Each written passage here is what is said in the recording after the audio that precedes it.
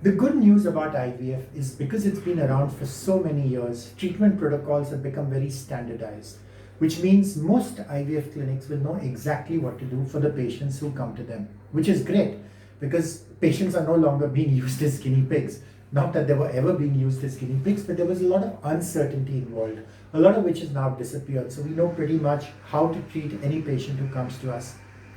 Having said this, there is a certain degree of trial and error involved in every IVF cycle.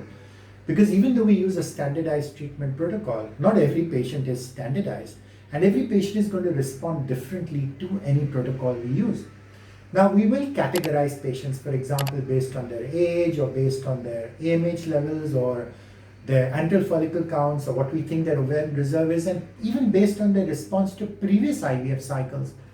But having said all this, no matter how many tweaks you make, no matter how many well-informed decisions you make, the proof of the pudding is in the eating. And it's only by actually doing the IVF cycle will you learn what went well and equally what didn't go well. Conceptually, I tell patients, think of IVF like a series of hurdles.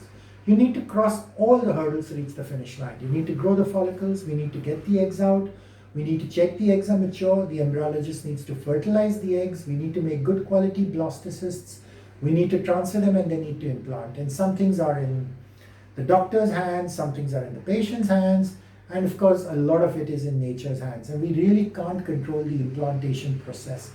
And this is why we do use a certain amount of tweaking. And this is why monitoring during an IVF cycle is so important. Is the patient responding the way we expected her to respond? Or is there something which is going on which is not what we'd expected? We can course correct based on estradiol levels, based on follicular scans, based on what we think the ovarian response is. And this is valuable information. And that's why we tell patients it's so important that you know in advance what your IVF doctor is going to do for you. This is why we have standard treatment templates, standard treatment protocols. So ask your doctor, what's the protocol, what's the treatment? They should give it to you in advance even before starting the cycle so that there are no unexpected surprises. You know exactly what's going to happen, you're in control of your life. And if things are going the way you expected, that's great. Equally, this will tell you, hey, things aren't going the way we expected. We need to make some changes.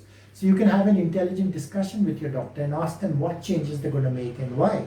And sometimes we can make these changes during the IVF cycle itself. So for example, when we start the superovulation, usually about 5 days of gonal-F or HMG injections or FSH, we can check ovarian response by doing an ultrasound scan, by checking an E2 level. And if it's not okay, because that's a moment of truth during that IVF cycle, we can sometimes bump up the dose, or sometimes we need to make certain changes in the protocol, like adding different drugs. And if we can't make those changes in that IVF cycle, we're sometimes forced to cancel the cycle. But that's still valuable information because we can use this information to improve the treatment protocol for the next IVF cycle. And that's why you as a patient need to be well informed as to what the treatment plan is going to be. You need to know what's going to happen next, what the expected response is. If things aren't going to track, your doctor should be able to explain to you what he's going to do. And armed with this information, your anxiety and stress levels will be much less because you're in control of what's happening.